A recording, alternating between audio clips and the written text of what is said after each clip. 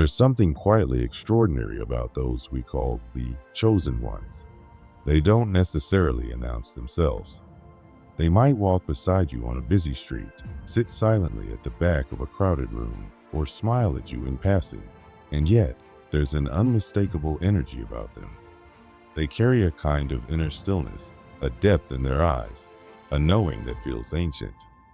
It's as though they're guided by something invisible, something sacred, like they're tuned into a frequency that most people have forgotten even exists. While the rest of the world rushes forward, chasing certainty and structure, the chosen ones seem to be moving to a different rhythm. They're wise beyond their years, yet untamed by conventional wisdom. It's not arrogance, it's alignment. Their path, especially when it comes to spirituality, doesn't follow the well-worn roads.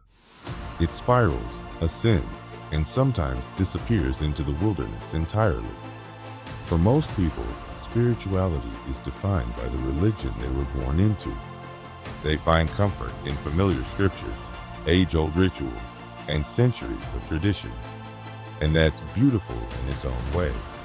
But for chosen ones, the journey is never so linear.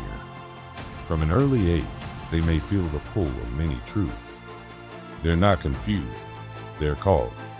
A strange, magnetic connection draws them to sacred texts from different cultures, to teachings that others would see as contradictory. But for them, it all fits. Like scattered pieces of a divine puzzle finally finding their place. Their soul doesn't just resonate with one story, one prophet, or one path. It echoes with the wisdom of many, and in that resonance, they feel closest to the divine. They walk between worlds, speaking the unspoken language that connects them all. And while others may cling to the safety of one doctrine, the chosen ones are drawn to something deeper, something that refuses to be named. This depth often makes them spiritual misfits in the traditional sense. They don't quite belong in any one religion, not because they reject faith, but because their experience of the divine is far too vast to be enclosed by walls. They recognize the sacred in all its forms, in mosques and temples, in cathedrals and forests, in the worn pages of ancient books, and the quiet voice that speaks within their own hearts. To them, God isn't limited to a name or image. God is breath, light, silence, and fire. A presence that shows up in both suffering and joy, in heartbreak and in healing.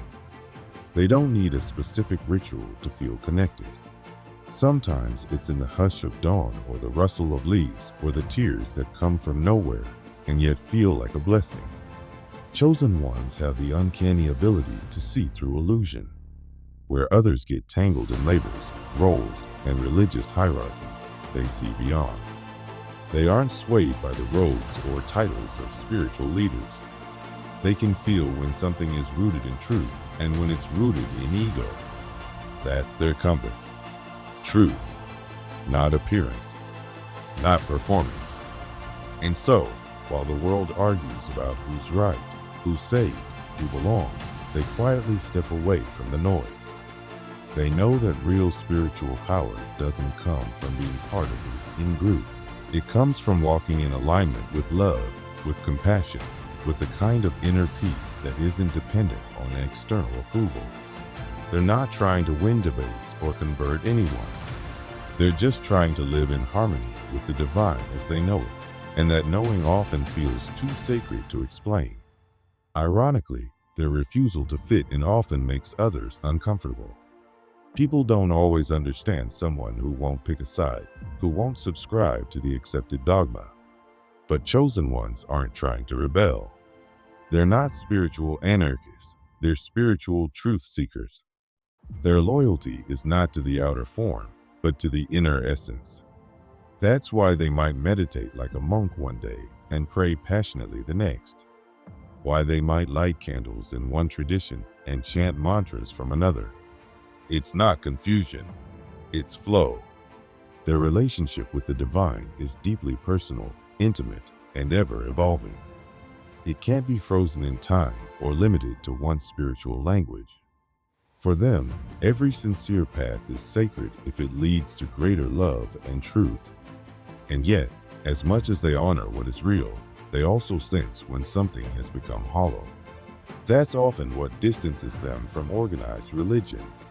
Not anger, not disdain, but a quiet ache, a longing for what once was pure and has now been buried beneath layers of control. They know that many religious traditions were born from divine revelation, from visionaries who were touched by something holy and tried to share it with the world. But over time, human ego crept in. Institutions were built. Rules were added. Fear was used to enforce compliance. And slowly, what began as rivers of living water turned into stagnant pools where guilt and shame replaced freedom and connection. The chosen ones can feel that. They can walk into a building and know whether spirit still lives there or not. And when it no longer does, they leave, not out of disrespect, but out of deep reverence for the divine that cannot be caged. They don't seek comfort in repetition or blind belief. They're not interested in inherited truths. What they want is experience. They don't want to be told about the light. They want to stand in it, let it pour through them, shake them to their core. They crave the visceral, the direct, the undeniable encounter with spirit. To them, second-hand faith is like second-hand clothing. It might fit someone else, but it's not tailored to their soul. That's why they question so deeply. Not to destroy, but to discover. Doubt, to them, isn't a sign of weakness. It's the beginning of a deeper, more authentic faith. They aren't afraid to admit when they don't know, because they've learned that true wisdom lives in the spaces between answers. And when they do encounter the divine, whether through meditation, synchronicity, dreams, suffering, or beauty, it changes them forever. These moments become their sacred texts, not written in ink, but etched in the soul. And those experiences? They are unshakable. They don't need to convince others, because they've already been convinced by life itself. That's why they often walk paths that seem strange or solitary to those around them. Their journey isn't for show. It's not performative. It's sacred. And sacred things are often misunderstood. Despite their uniqueness, chosen ones don't see themselves as superior. In fact, they often feel deeply humbled by the vastness of the spiritual world. They're not trying to elevate themselves above others. They just can't help but follow where spirit leads. Sometimes that path is lonely. Sometimes it's luminous. But always it is true. And in that truth, they find peace. If you're reading this and something stirs inside you, something soft and knowing, then perhaps you are one of them. Perhaps you've always felt like you were dancing to music only you could hear. Perhaps you felt too spiritual for religion, too religious for the secular world. Maybe you've never quite fit in, but you've always felt watched over, guided, protected by something unseen. And if this message has found you at a time when your soul needed to hear it, then trust that it's not a coincidence. Nothing in the spiritual realm ever is. This may be your confirmation, your reminder, your gentle nudge to keep going. You're not alone. There are others like you, quietly walking their sacred path, lighting candles in the dark, listening to the whispers of the divine beneath all the noise. So if this resonates with the deepest parts of you, let it be known. Type 111 in the comments to affirm your alignment with divine timing. And if you haven't already, join this community, a space where intuition is honored, where truth is spoken, and where your soul is always welcome. They didn't come here to read from someone else's script. They aren't interested in reciting lines passed down through doctrine or tradition. The chosen ones came to write their own stories, wild, intuitive, divinely inspired. God is their ink, intuition is their compass, and every breath is a new sentence being written. They are not here to conform, they're here to remember, to awaken, to create something sacred from the soul outwards. They don't walk a path, they carve one, listening to the whisper of the divine with every step.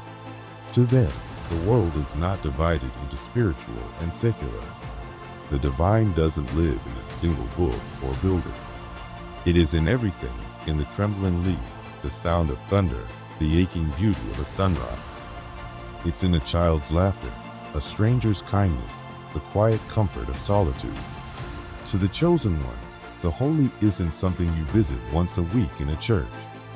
It's a lens you wear, a truth you breathe. They find God in broken sidewalks and blooming flowers alike. They see no line between the sacred and the simple. Everything is sacred. Every moment is a sanctuary. They do not require incense to feel the presence of the divine, though they might burn it with reverence. They don't need sacred texts to hear the truth, though they may hold them close with honor. Their temple is vast. It stretches across the stars and through the quiet chambers of the heart. Their rituals are made of stillness and stardust, moonlight prayers and spontaneous laughter. They pray without words. They worship with wonder. They don't seek God because they never believe God left, and because they see the world this way, with eyes wide open and hearts without walls. They often don't quite fit in. They aren't easily understood. Religious systems can find them too fluid, too expansive, too uncontained. But they wouldn't trade their view for anything. Because to walk through life this awake is to be in constant awe. To love everything because you see the divine in everything. To cry over sunsets. To feel the presence of spirit in a breeze. To live like every moment is sacred because it is. The chosen ones don't worship a single name while denying others. They don't believe truth belongs to one prophet, one path, one people. They see sacred wisdom mirrored in many faces. Jesus speaks in love, Buddha in silence, Muhammad in surrender, Krishna in joy, Lao Tzu in flow. These are all different facets of the same infinite diamond, different rays of the same sun. They bow to them all, not out of confusion or indecision, but out of a deep knowing that the divine has spoken in many tongues across time. They do not raise one teacher up to tear others down. They understand that truth is too vast, too wild, too cosmic to be contained in one voice. They know that each messenger brought medicine for a different time, a different people, a different purpose. And so they listen with open ears and open hearts, drawing in the sacred wherever it calls to them. But this open-hearted reverence makes them strange to some. They are misunderstood by those who believe their way is the only way. Yet chosen ones cannot pretend. They cannot unsee the unity at the heart of all things. While the ego clings to exclusivity, their soul whispers, all are one. Their path is not one of rebellion, but of revelation. They are guided not by rules, but by resonance. Their greatest teacher is within. While others may look to pastors, imams, or gurus for direction, the chosen ones have learned to trust the soft pull of intuition, the tingling in their chest when something is true, the quiet voice that speaks in dreams, in synchronicities, in signs. They are not just readers of holy texts, they are living scriptures. Their lives are the scroll, unfolding each day with divine rhythm. They know that sacred wisdom is everywhere for those who have eyes to see. A random feather on the path, a message, a song that plays at just the right time, a confirmation, the same number appearing again and again. The universe is talking. They don't dismiss these things as coincidence. They know the world is alive and speaking. They've trained their inner ears to hear the whispers that others ignore. Their life is a conversation with spirit, spoken in the language of symbols, dreams, and feelings. And when they are still enough to listen, truly listen, they feel it. The presence, the peace, the infinite intimacy of being wrapped in the divine. Not someday, not after death. No! Their connection is not distant or abstract. It's personal, immediate, visceral. They felt it in moments of heartbreak and in waves of gratitude. in silence, in stillness, in surrender. Their soul doesn't need permission to know what it already knows. This sensitivity isn't weakness. It's sacred sensitivity. It's awareness sharpened by lifetimes of remembrance. But it can feel heavy, too, because being chosen isn't always light and easy. It isn't about being better or above anyone else. It's about carrying a deeper call, a whisper that says, you came here for more, not more success, not more attention, but more meaning, more truth, more love. Their mission isn't about converting people to their way. It's about connecting people to their own sacred essence. They remind others of who they really are underneath the fear, beneath the programming, beyond the labels. Sometimes they do this with words. Other times, their presence is enough. They carry a frequency that softens hearts and stirs souls. They are the bridge between the spiritual and the earthly, between ancient truths and modern lives. They speak a universal language, one that lives beyond doctrine, one that the soul remembers, even if the mind does not. And because their mission is bigger than the frameworks that try to hold them, they often don't belong inside traditional religious systems. They exist at the edges, the crossroads of belief systems, drawing wisdom from all directions. Not to rebel, but because their loyalty lies not with the denomination, but with the divine source that created them. They are not tied to dogma. They are tethered to love. They were born to expand, not to shrink, to unify, not to divide, to awaken, not to conform. They do not belong in boxes, and they do not build cages. They are the ones who remind us that God cannot be owned, truth cannot be monopolized, and love cannot be weaponized. They are the sacred misfits, the holy outliers, the soul whisperers, the cosmic bridge builders. So if you've ever felt too spiritual for religion, but too faithful to be an atheist, if you've ever felt like you belong everywhere and nowhere at once, then this message is for you. You're not lost. You're being called higher. Your soul is waking up. You are remembering what you came here to do. You are chosen, not for status, but for service. Not to preach, but to radiate. You are here to be a lighthouse, a living prayer, a sacred flame. Chosen ones are here to bridge the seen and the unseen, to speak for the silence, to hold space for what's coming. They carry seeds of the future and echoes of the ancient past. They belong to every faith and to none. They bow to all paths that lead to truth and walk their own with courage, compassion, and clarity. They are not here to fit in. They are here to be the difference. And if you're still reading, if this message stirred something inside you, if it felt like a homecoming for your soul, then it was meant for you. The timing isn't random. Spirit is never late. You were drawn to these words for a reason. So type 1111 in the comments if you feel the call. Subscribe, follow, or simply whisper yes to the universe. Because this isn't just a message. It's a mirror. You're not alone on this path. We walk it together, chosen and awake. Welcome home.